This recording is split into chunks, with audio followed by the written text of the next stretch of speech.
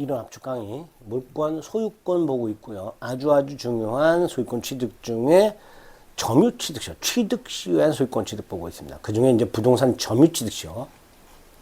자, 요건이 뭐였죠? 지난 시간에 20년간 소유의사로 평온하고 공연하게 점유죠. 효과는 뭐예요? 등기함으로써 소유권 취득하죠. 결국 타인의 부동산을, 토지 또는 건물을 20년간 소유의사로 평온 공연하게 점유한 사람은 이전 등기 청구권이 생긴다. 그랬습니다. 그게 요건과 효과죠. 자, 그 중에서 소유의사로 평온하고 공연하게 점유는 추정이 된다 그랬어요. 문제가 20년 계속 점유인데요. 자, 이때 20년 계속 점유도 우리 198조에서 전후 양시점에 점유하면 계속 점유가 추정된다 그랬으니까 점유 취득시로 오게 되면 20년의 텀을 두고 특정 두 시점에 점유했다면 계속 점유를 추정해 줄 거 아닙니까? 자, 여기서 이 20년 계산, 요 기간을 계산할 때 언제부터 20년을 시작할 거냐? 그게 기산점의 문제예요. 언제부터 20년 점유를 계산할 것이냐? 이게 점유 개시의 기산점이 되는데 우리 대법원 예를 들어 갑수 땅을 을이 점유를 시작해서 20년을 점유했다. 이때 이 을 기산점이 언제냐? 최초 점유를 개시한 때가 기산점이다. 을이 함부로 기산점 선택 못한다. 예를 들어서 현재 을이 점유를 하고 있으면서 현재도 을이 점유하고 있습니다. 현재를 기준으로 해서 20년을 거꾸로 계산, 역산 해서 기산일을 선택할 수 있느냐? 못한다라는 게 판례입니다. 대원칙이 처음에 점유를 개시한 날부터 기산해야지 임의로 기산일을 정할 수 없다. 즉 기간을 역산해서 현재 점유하는 날을 기준으로 기간을 역산을 해서 임의로 기산일을 선택할 수는 없다가 대법원 판례입니다. 이게 원칙이에요. 근데 당연히 예외가 있겠죠. 자, 예외가 두 가지인데요. 하나가 만약에 소유자가 변동되지 않았다. 이 땅이 계속 갑소유다. 요런 경우에는 기산일을 임의로 선택할 수 있어요. 요때. 또 하나는 자, 갑소유 땅을 을이 점유를 개시했고 20년이 됐어요. 시효가 완성됐습니다. 자, 이렇게 을의 시효가 완성됐다. 20년이 됐다. 이 상태에서 갑이 제3자에게 팔아먹어요. 을의 취득세가 완성이 된 후에 갑이 제3자에게 팔아먹음으로써 을에게 등기를 넘겨주지 않고 소유자가 변동이 됐어. 을의 시효가 완성된 후에. 근데 그 소유자가 변동이 될 때, 요때 여전히 을이 점유를 하고 있었고, 을이. 그때를 새로운 기산일로 삼아 또다시 20년이 경과된 경우. 요걸 우리 대법원은 2차 취득시효라고 부르고, 2차 취득시효. 이 2차 취득시효의 기산일은 을이 최초로 점유한 날이 아니라 을의 시효가 완성된 후에 소유자가 변동이 된 때, 요때가 새로운 기산일이 된다. 이렇게 을이 최초로 점유를 개시한 때가 아닌 다른 때를 기산점으로 선택할 수 있는 경우가 두 가지. 그 중에 2차 취득시효. 요거는 꼭 기억해 두셔야 돼요. 을의 시효가 완성된 후 토지 소유자가 바뀌었을 때, 그 소유자가 바뀐 때를 새로운 기산일로 삼아 또다시 20년이 경과한 경우, 이걸 2차 취득시효라고 하고, 그 시효 완성 후 그 소유자가 변동이 된 때를 새로운 기산점으로 선택할 수 있다. 아주 중요하니까 꼭 기억을 해두세요. 효과. 등기함으로써 소유권을 취득한다 그랬으니까 갑소유 땅을 20년간 점유한 을은 바로 소유권을 취득하는 게 아니라 뭐가 생긴다고요? 이전 등기 청구권이 생긴다. 이걸 시효이익, 또는 시효완성의 효과 이렇게 부릅니다. 설령 그 부동산이 미등기 부동산이라 하더라도 등기 없이 소유권을 취득할 수는 없습니다. 등기해야만 소유권을 취득하게 됩니다. 그래서 부동산에 대한 점유취득 시효 완성이 되면 그 시효 완성자는 소유 명의자에게 이전 등기 절차 이행을 청구할 수 있게 되는 거죠. 당연히 소유 명의자는 등기를 해줄 의무가 생기는 거예요. 따라서 점유자가 그 부동산에 관하여 등기를 경유하지 않아서 아직 소유권을 취득하지 못한 상태라 하더라도 갑소유 땅을 을이 20년을 점유했고 을이 이전 등기 청구권이 생겼는데 아직 등기 안 했어. 그럼 소유권자는 여전히 갑이지만 갑은 등기 의무자고 을은 등기 권리자가 되는 거예요. 따라서 을이 20년이 되는 순간 을은 더 이상 불법 점유자가 아닌 거예요. 등기 권리자가 되는 거예요. 그죠? 갑소유 땅을 을이 20년 이상을 점유해서 을이 갑에게 이전 등기 청구권이 생기는 순간 을은 더 이상 불법 점유자가 아닌 등기 권리자가 되는 거예요. 그래서 갑은 현재 갑이 소유자이기는 하지만 등기 의무자이기 때문에 갑이 을을 상대로 땅을 돌려달라 인도를 청구하거나 또는 네가 왜 불법 점유했냐 손해배상을 청구하거나 네가 사용수익한 것에 대한 부당이득을 내놔라 부당이득 따위를 청구하거나 이런 거 못합니다. 그래서 소유명의자 갑은 시효완성자 을에 대해서 부당선에 대한 점유로 인한 부당이득 반환 따위 청구할 수가 없게 됩니다. 이유는 갑이 등기 의무자가 되기 때문에 그렇습니다. 점유취득 시효는 원시취득이지만 이전 등기에 하고요. 그 다음에 C 아주 중요하죠. 누구를 상대로 이전 등기를 청구하는가? 우리 대법원 갑소유 땅을 이 점유를 시작하고 20년이 될 때 이게 시효 완성이라고 해요. 시효 완성 당시 소유자 요 사람. 갑소유 땅을 을이 점유를 시작하고 20년이 되는 날 소유자. 네?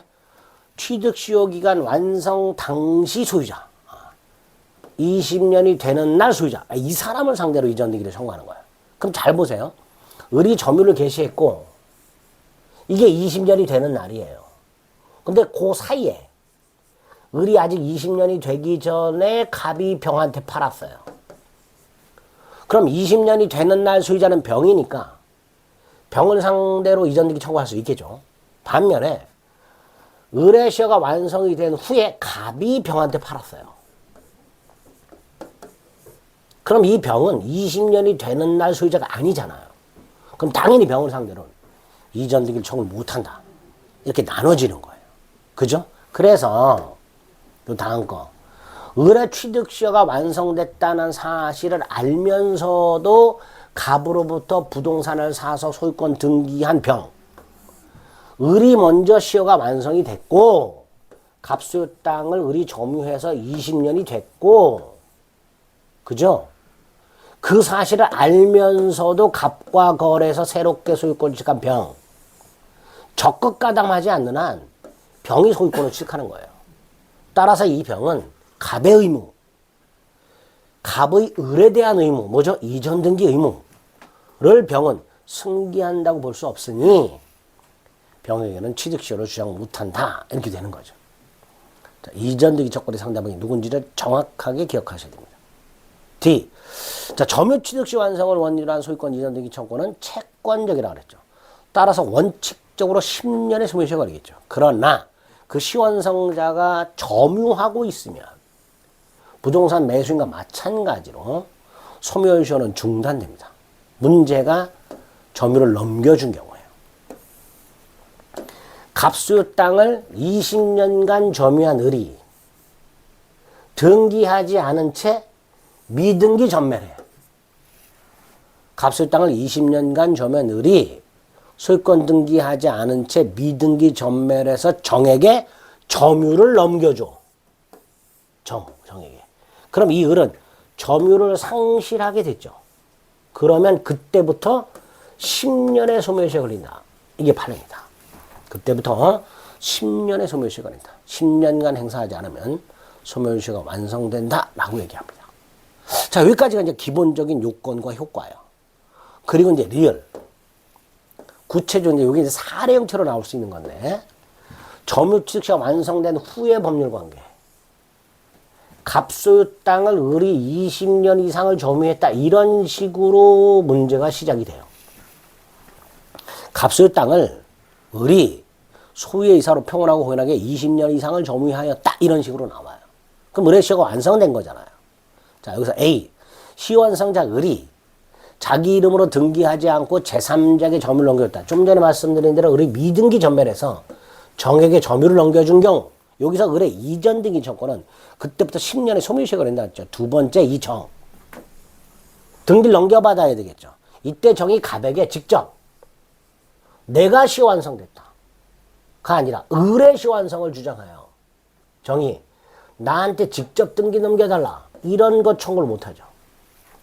만약에 정이 갑에게 을의 시효 완성 등 사실을 주장하여 자기 자신에게 직접 이전 등기를 청구할 수 있다면 마치 당사자 간의 합의 없이 중간 생략 등기가 되는 거하고 똑같죠. 이거 안 된다는 거죠. 첫 번째, 을의 시효가 완성됐지만 등기하지 아니한 채 정에게 미등기 전매하고 정에게 등기를 넘겨줬을 때 그 정. 자, 전점이자 을의 점유로 승계한 정은 을의 점유 및 그 하자만 승계하지. 그 효과, 이게 뭐예요? 이전등기 청구권까지 승계하는 것은 아니다. 따라서 전점이자 을의 소유자 갑에 대한 이전등기 청구권을 대신 행사할 수 있을 뿐, 즉 정은 갑에게 빨리 을에게 등기를 넘겨라, 을에게 등기를 이전하라, 이렇게 청구할 수 있을 뿐, 을의 시효완성 사실을 주장하여 을의 시효가 완성됐으니 직접 나한테 등기를 넘겨라, 이따위 청구할 권리는 없다라는 거죠. 그죠? 여기 하나. 두 번째, B. 시효 완성 당시 소유자가 제3자에게 소유권을 넘겨줬다. 아까 누누이 말씀드렸지만 갑소유 땅에 을이 점유를 개시했고 20년이 돼서 시효가 완성이 됐는데 갑이 을에게 등기를 넘겨주지 않고 병에게 팔아먹은 경우, 요게 문제다. 요게 B죠. 시효 완성 당시 소유자 갑이 을에게 등기를 넘겨주지 아니한 채 병에게 팔아먹고 소유권을 등기를 넘겨줬다. 일단 그 제3자가 소유권을 취득한다. 그죠? 그러니까 점유자 을은 제3자 병에게 시효 완성 후 제3자, 시효 완성 후 소유권을 취득한 자에게 대항할 수 없다. 이렇게 되겠죠. 다만 이렇게 갑소유 땅에 을의 시효가 먼저 완성이 된 상태에서 갑이 을에게 등기를 넘겨주지 않고 병한테 팔아먹고 등기를 넘겨줬다 하더라도, 그래서 병이 소유권을 취득했다 하더라도 을은 갑에 대한 이전 등기 청구권이 소멸하는 건 아니에요. 따라서 어떤 이유에서 소유권이 갑에게로 회복이 되면 을은 여전히 갑에게 이전 등기를 청구할 수가 있게 됩니다. 두 가지 기억하는 거예요. 을의 시효가 완성된 후 갑이 병에게 팔아먹었다. 원칙적으로 병이 소유권을 취득하니까 을은 병에게는 시효 취득을 주장할 수 없다. 이전 등기 청구를 못한다. 대신 갑에게 책임을 묻게 되는데 을이 갑에 대한 이전 등기 청구 자체가 소멸하는 건 아니니까 소유권이 갑에게 회복이 되면 여전히 을은 갑에게 이전 등기 청구할 수 있다. 이렇게 되는 거죠. 그 다음에 자, 병에게 갑이 팔아먹었어. 그럼 을은 갑에게 책임을 물어야 돼. 어떤 책임을 묻느냐? 첫째, 채무 불이행 책임을 물을 수는 없어요. 왜? 갑과 을이 계약을 한 건 아니니까. 그죠? 채무 불이행 책임의 내용이 계약 해제 및 손해배상인데 갑하고 을이 계약을 한 적은 없으니 채무 불이행 책임을 물을 수는 없겠죠. 그럼 뭐냐? 불법행위 책임을 물어보게 됩니다. 을의 시효가 완성됐다는 사실을 알고 있는 갑이,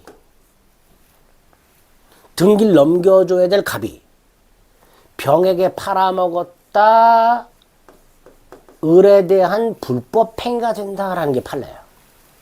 갑이 팔아먹는 행위는 의뢰시효가 완성됐다는 걸 알면서도 을에게 등기를 넘겨줘야 된다는 걸 알면서도 불구하고 병에게 팔아먹고 등기를 넘겨줬다면 그 행위가 을에 대한 불법 행위가 된다. 따라서 그런 갑에게 불법행위 손해배상을 청구할 수 있습니다. 또 하나 이런 갑의 불법행위에 병이 적극가담했다면 당연히 적극가담이 나왔으니까 이때는 갑병매매는 반사회 질서에는 무효가 되겠죠. 3번 몰라도 됩니다. 지금 그 다음에 C 대상청권이라고 되어 있는데 이건 뭐냐, 갑소유 땅의 의뢰시효가 완성이 됐는데 갑이 팔아먹은 게 아니라 수용이 돼버렸어요. 뭐 수용이 된 건 부득이한 거죠. 갑의 입장에서도 어쩔 수 없는 거잖아요. 따라서 갑소유 땅이 수용이 된 것은 불법행위가 아니란 말이에요. 그러니까 그런 갑에 대해서 불법행위 손해배상을 청구하지 못하고 보상금을 나한테 넘겨라 청구할 수 있습니다. 그게 대상청권입니다. 팔아먹으면 불법행위 책임을 묻는 거고요. 수용이 되면 대상청구권을 행사하게 됩니다. 그리고 팔아먹은 갑이나 수용을 당한 갑에게 불법행위 책임이나 보상금을 넘겨라 대상청구권을 행사하기 위한 전제가 하나 있어요. 대법원의 영화. 뭘까? 갑이 의뢰시효 완성 사실을 알고 있었어야 되는 거예요. 갑이 의뢰시효 완성 사실을 알고 있었어야 돼요. 그래서 대법원에 의하면 갑이 팔아먹거나 수용이 되기 전에 을이 갑에게 나 취득시효가 완성됐다라고 주장을 하거나 또는 등기를 청구함으로써 자신의 시효 완성 사실을 갑으로 하여금 알게 했을 때, 요 경우만 을은 불법행위 책임이나 대상 청구권을 행사할 수 있다라고 말을 하게 됩니다. 이런 것들이 기본이 되는 효력이다라고 기억하시면 됩니다. 자, 여기까지가 이제 점유취득시효 요건 및 효과고요. 요 정도는 기본적으로 알고 계셔야 돼요. 추가적으로 필요한 거, 아까 판례 한두 개 건너뛴 것들이 있어요. 이런 것들은 나중에 기출문제에서 다시 한번 살펴볼 겁니다. 적어도 이 정도는 핵심 이론 시간에 기억해 주셔야 됩니다. 자, 등기부취득시효는 요건이 뭐였어요? 점유취득시효 요건 20년간 소유의사로 평온하고 공연하게 점유잖아요. 등기부는 소유자로 등기된 상태에서 10년 점유해야 되고 소유의사로 평온하고 공연하게 점유하면서 and 선의 무과실로 점유해야 되죠. 요건이 조금 더 까다롭죠. 단 기간만 10년으로 줄여놨죠. 자, 일단 등기부취득시효가 완성이 되려면 소유자로 등기가 돼야 되죠. 당연히 이 등기는 적법 유효한 등기일 필요가 없죠. 만약에 이 소유자로 등기가 되어 있는데 이게 적법 유효하다면 이 사람이 소유자잖아요. 그죠? 굳이. 그래서 A 토지가 갑소유인데 등기는 을로 되어 있는 상태, 소유자가. 이 등기된 자가 이 땅을 10년간 소유의사로 평온하고 공연하게 선의며 과실 없이 점유해야 되죠. 그럼 등기부취득시효가 인정되는 거예요. 이때 을등기는 무효등기여도 상관없다. 자, 그런데 핵심 판례. 특히 2번, 3번 같은 것, 2번 같은 것들. 예를 들어서 이런 경우 한번 생각해요. A 토지가 있어요. 병소유예요. 근데 소유자가 갑으로 등기가 되어 있었고 갑이 점유를 하고 있다가 을에게 팔아먹고 등기를 넘겨주고 을이 등기하고 점유를 하게 됐어요. 근데 나중에 진정한 소유자 병이 나타나서 을과 소송이 붙은 경우 한번 생각해 봅니다. 이런 경우 그럼 당연히 을은 진짜 소유자가 병이었네? 그럼 을이 주장할 수 있는 건 등기부 취득시효잖아요. 그죠? 여기서 얘는 소유자로 등기하고 점유가 10년이어야 되는데 3년밖에 안 됐어. 그럼 얘는 죽었다 깨나도 등기부 취득시효를 주장 못하잖아요. 10년이 되는데. 그런데 갑이 등기 및 점유가 7년이었네? 자, 여기서 우리 점유에서 보면 점유를 승계한 사람은 자기만의 점유를 주장할 수도 있고 전점유자 점유를 아울러 주장할 수도 있잖아요. 요때 그럼 우리는 갑의 7년 점유를 함께 주장해버려. 그럼 10년 점유가 되겠죠. 이걸 점유 승계라고 합니다. 당연히 인정되겠죠. 조문에 있으니까. 자, 문제가 등기승계가 인정되느냐? 이것도 된다. 등기승계도 된다. 그래서 돌아가신 분과 상속받은 사람의 등기를 합쳐서 10년이 됐다. 그럼 이것도 등기부칙수가 인정이 된다. 라는 겁니다. 점유승계 및 등기승계도 인정된다. 또 하나 3번은 뭐냐면 소유권 등기 자체는 무효 등기가 된다 그랬잖아요. 그런데 그 등기가 되어 있는 등기부는 유효한 등기부. 예를 들어서 A토지에 이중보존 등기가 되어 있어요. 그리고 선등기가 원인 무효가 아니어서 후등기가 무효야. 자, 후등기가 무효라는 건 이 등기부, 이게 등기부 자체가 무효라는 거야. 따라서 이 무효 등기부에 아무리 소유자로 등기가 되어 있고 이 사람이 뭐 10년, 20년을 점유했다 하더라도 이건 소유자로 등기한 자로 볼 수가 없는 거예요. 왜? 등기부가 아니니까. 그래서 한번 어느 부동산에 관해서 이중으로 보존 등기가 되어 있는데 선등기가 원인 무효가 아니어서 후등기가 무효일 때 그 무효 등기에 기초한 등기부 취득시효 따위는 주장할 수가 없다. 두 가지 판례를 확인합니다. 10년간 계속 등기고 아까도 말씀드렸듯이 점유승계와 등기승계 인정한다 그랬습니다. 소유의사로 평온하고 공연하게 및 선의무과실로 점유해야 되는데 첫째, 선의무과실은 점유를 개시할 때만 선의무과실이면 됩니다.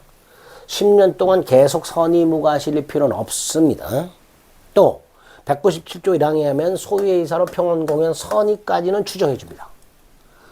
그런데 무과실 점유는 추정을 안 해주죠. 어떻게 해야 돼요? 시완성자가 증명해야죠. 무과실 점유는 추정되지 않으니까 시완성자가 스스로 무과실 점유임을 증명해야 되겠죠.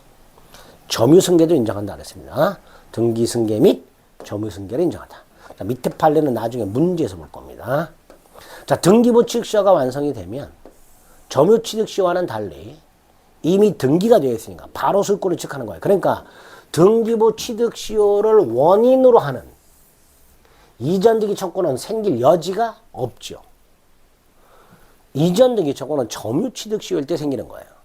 등기부 취득시효를 원인으로 하는 소유권 이전등기 청구는 발생할 여지가 없습니다. 그럼 보세요. A 토지에 대해서 소유자 을로 등기가 되어 있고 10년을 점해서 소유권을 취득한 상태에서 이 등기가 불법적으로 말소가 되거나 무단으로 타인에게 이전됐다 하더라도 그런 소유권을 상실하는 게 아니니까 그 소유권에 기초해서 회복 등기를 청구하거나 소유권에 기초해서 제3자 등기 말소 등기를 청구하면 되지 취득시 완성을 이유로 이전 등기를 청구할 수는 당연히 없는 거죠. 취득시 완성을 이유로 하는 이전 등기 청구는 없으니까 등기부 취득시 경우에는 이런 것들이 추가적으로 효과에서 기억하실 것들입니다.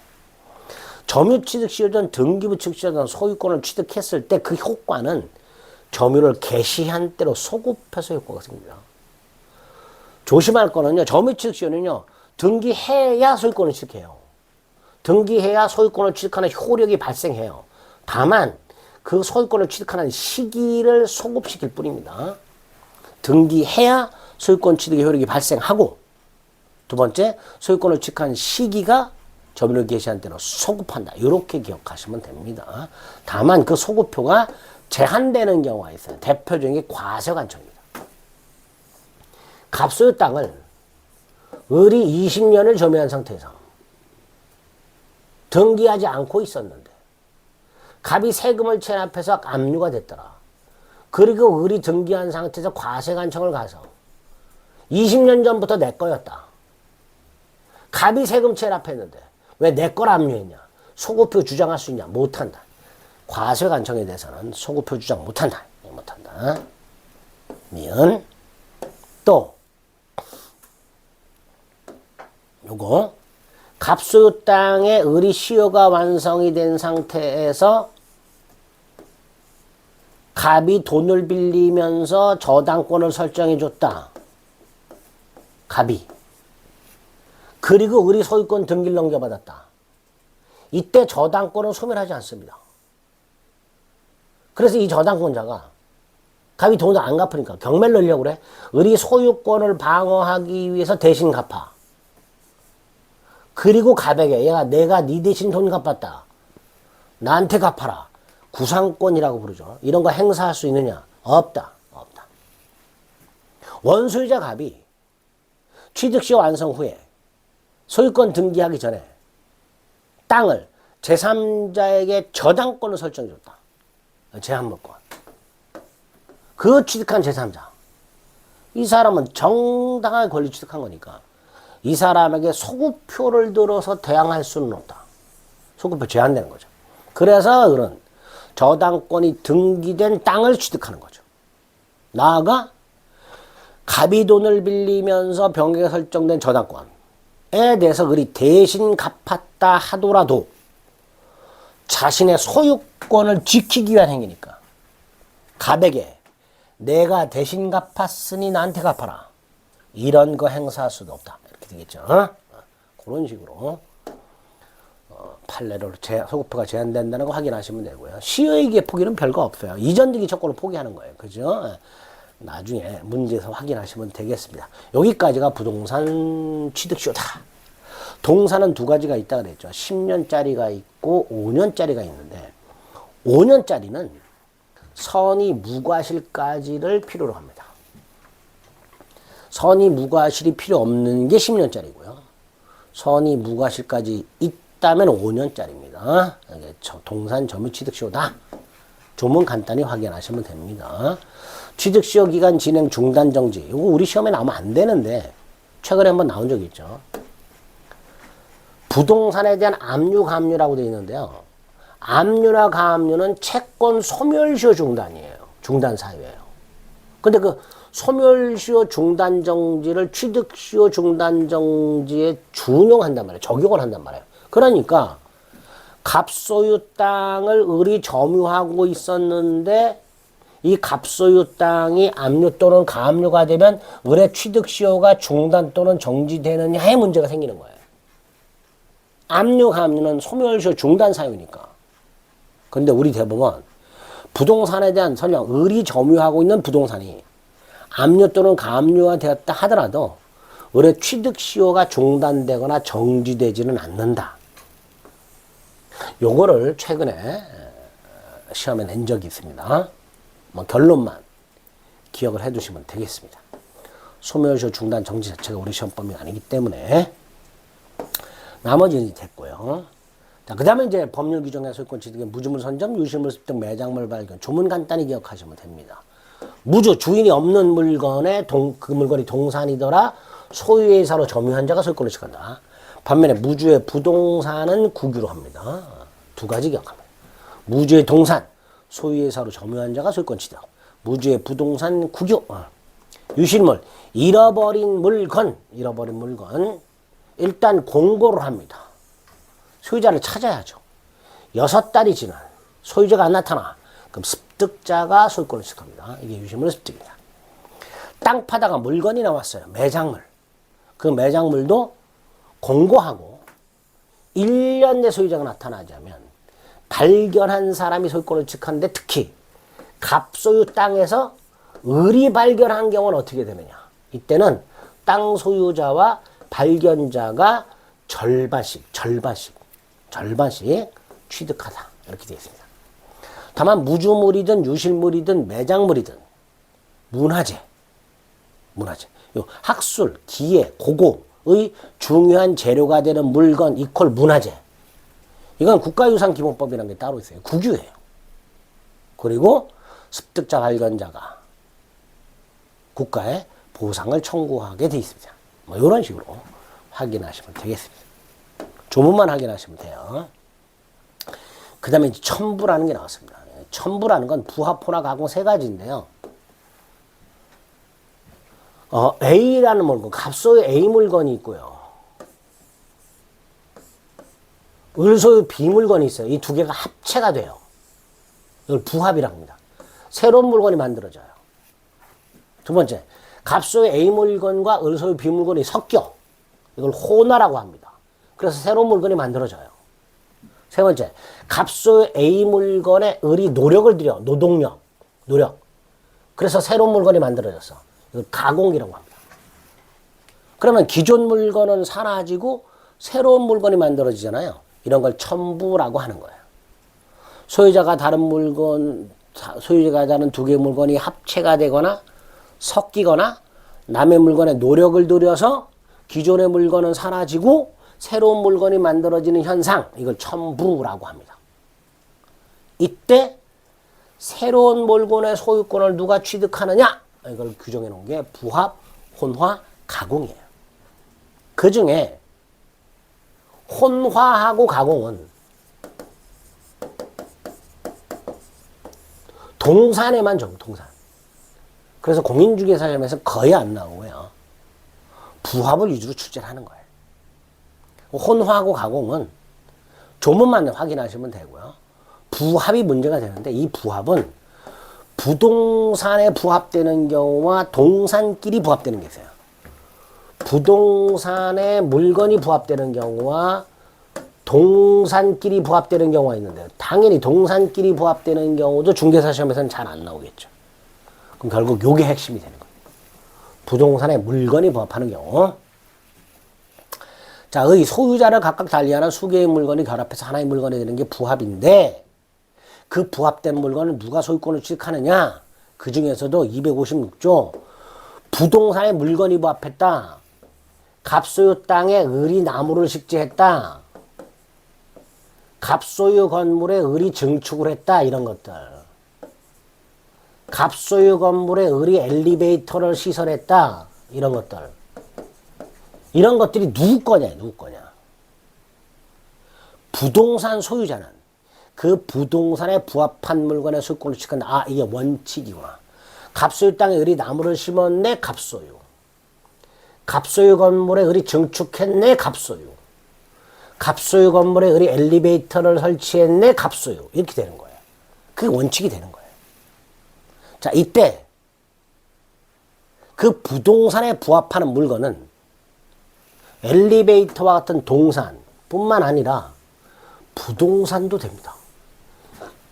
갑소유 건물에 증축을 했다. 건물에 건물이 부합되는 걸로 봅니다. 그러니까 부동산에 부합되는 물건은 부동산도 포함한다. 디귿, 원칙적으로 기존 부동산 소유자가 소유권을 취득합니다. 설령 부합되는 물건의 가액이 부동산 가액을 초과하더라도 원칙적으로 부동산 소유자가 소유권을 취득합니다. 증축 부분의 면적이 기존 건물보다 훨씬 크더라도 원칙적으로 기존 건물 소유자가 소유권을 취득한다라는 거예요. 근데 단서에 뭐라고 되어 있어요? 타인의 권한에 의하여 라고 되어 있죠. 이건 무슨 뜻이냐? 정당하다라는 뜻이에요. 부속됐다라는 것은 독립되었다라는 뜻이에요. 예를 들어서 갑소유 땅에 을이 지상권을 가지고 나무를 심었다. 갑소유 건물을 빌린 을이 갑의 승낙을 얻어서 건물을 증축했다. 정당하죠. 그 다음에 저 나무의 명인 방법을 실시했다. 독립. 증축 부분이 구조상 이용상 독립성이 있다. 역시 부속. 이렇게 되겠죠. 이렇게 두 가지 요건. 정당하게 부속시켰다. 정당하게 부착을 했고 이게 따로 독립한 물건이다. 이럴 때는 부합되지 않고 부속시킨 자 소유가 된다. 판례죠. 자, 그럼 판례 밑에 보세요. 권한이 없는 자가 토지 소유자의 승낙을 받지 않고 임차인의 승낙만 받아서 나무를 심었다. 갑소유 땅에 임차인이 을인데 병이 을의 승낙만 받아서 나무 심었다. 갑의 입장에서 보면 부당한 거죠. 임대차의 경우에 임차권을 양도하거나 목적물을 전대하려면 임대인 동의받아야 된다. 그러니까 병이 토지 임차인의 승낙만을 받아서 나무를 심었다. 갑의 입장에서는 무단으로 심은 거예요. 그러니까 당연히 나무는 갑소유가 되니까 그 나무를 심은 사람은 토지 소유자에게 나무 소유권을 주장할 수가 없게 되겠죠.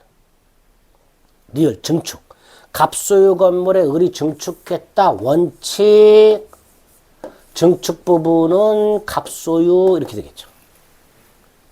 그죠? 다만 건물 임차인이 건물 소유자 승낙을 받아서 증축 정당. 증축분이 독립성이 인정돼 이럴 때는 부합되지 않는다. 그죠? 반대로 아무리 정당하게 증축을 했다 하더라도 독립성이 없으면 기존 건물 소유자에게 귀속한다. 이렇게 되겠죠. 그리고 중요한 판례가 하나 나옵니다. 2번. 기존 건물에 근저당권이 설정이 되어 있었어요. 기존 건물에 저당권이 설정이 되어 있었습니다. 저당권 또는 근저당권. 근데 여기를 을이 증축을 했어요. 증축을 했는데 증축 부분이 독립성이 없어요. 그럼 기존 건물에 부합이 될 것이고, 저당권에 가면 저당권의 효력은 부합물에도 미쳐요. 결국 기존 건물에 설정된 저당권 효력은 부합물에도 효력이 미치니까 결과적으로 기존 건물에 설정된 저당권 실행 경매 당시에 경매법원이 증축분을 누락하고 설령 경매 목적물로 평가하지 않았다 하더라도 경락인은 증축분의 소유권까지 취득하겠지. 2번 판례 아주 중요합니다. 꼭 기억을 해 두시기 바랍니다. 부동산의 부합 이렇게 기억하시면 돼요. 동산끼리 부합은요. 첫째, 원칙적으로 주된 동산 소유자가 소유권을 취득하고요. 주종을 구별할 수 없으면요. 부합 당시 가액 비율로 공유합니다. 그대로 혼화에 적용합니다. 갑소유 물건과 을소유 물건이 섞였어요. 새로운 물건이 만들어졌어요. 원칙적으로 혼화 당시 가액 비율로 아니요. 주된 동산 소유자가 혼화물의 소유권을 취득합니다.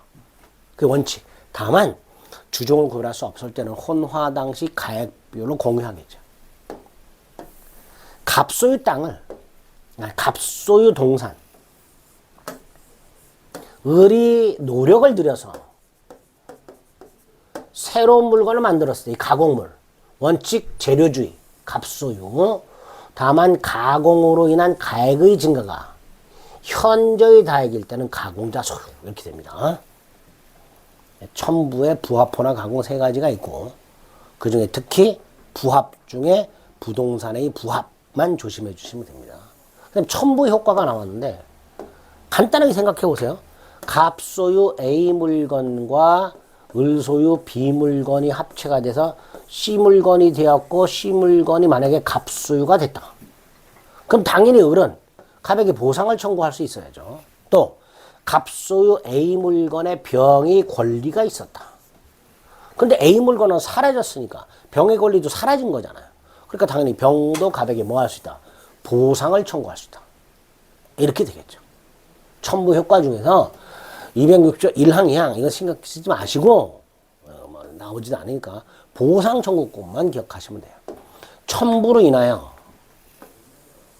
권리를 상실함으로써 손해를 입은 사람은 첨부로 인하여 권리를 취득한 자에 대해 뭐 할 수 있다?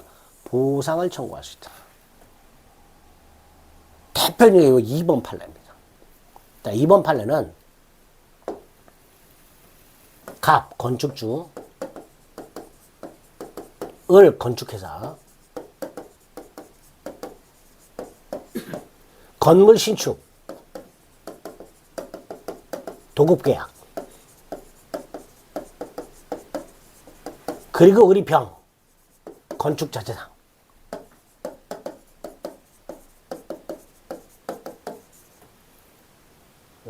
철근 시멘트를 외상으로 샀어. 외상으로 사면서 소유권은 병에게 유보시켰어. 대금을 다 줄 때까지 철근 시멘트는 병 소유. 근데 을이 그 병 소유 철근 시멘트를 가지고서 건물을 지었어. 그럼 이 철근 시멘트는 건물에 부합이 되고 건물은 갑소유가 됐잖아요. 그러니까 이 철근 시멘트 소유자였던 병,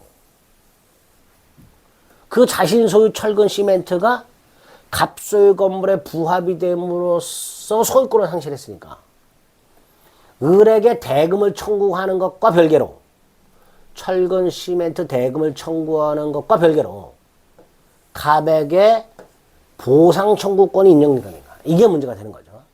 여기서 우리 대법원은 둘로 나눕니다. 하나는 이 철근 시멘트의 소유권이 병에게 유보되어 있다는 사실을 갑이 전혀 모르는 경우와 알았거나 알 수 있었던 경우로 나눠서